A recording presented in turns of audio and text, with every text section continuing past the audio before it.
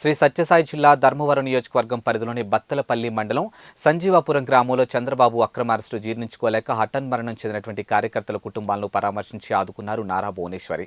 నిజం గెలవాలి పేరుతో జిల్లాలో 2 రోజుల పేరిట భాగంగా 2వ రోజు ధర్మవరం నియోజకవర్గంలో ఆమె పర్యటించారు. ఇక నారా భువనేశ్వరితో పాటు మాజీ మంత్రి పరిటాల సునీత, ధర్మవరం ఇన్ఛార్జ్ పరిటాల శ్రీరామ్ తదితరులు ఉన్నారు. ఇక పరామర్శ కార్యక్రమంలో అనంతరం ధర్మవరం పట్టణంలోని చేనేత కార్మికులతో నారా భువనేశ్వరి ముఖాముఖి కార్యక్రమాలు నిర్వహించారు.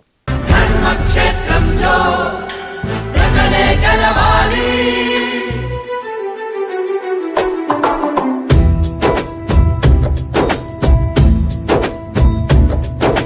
తెలుగు ప్రజల కన్నీళ్ళు సాగెనులే ఇంకెన్నాళ్ళు, పరిపాలన తెలియని వాళ్ళు ప్రజలను చేసిరి బానిసలు.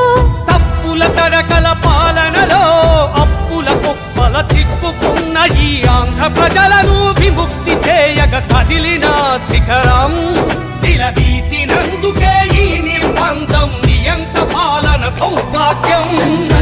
నీకే కోట్ల ప్రజల ఆశీసులే నిండుగా, నీ అభివృద్ధి సంక్షేమాలే కళ్ళ ముందు కదలాడగా, 40 ఏళ్ల నీ ప్రస్థానంలో ధర్మాన్నే కాపాడగా, నీ అంతటి శక్తిని తట్టుకోలేక అవినీతికి తెరలేపగా.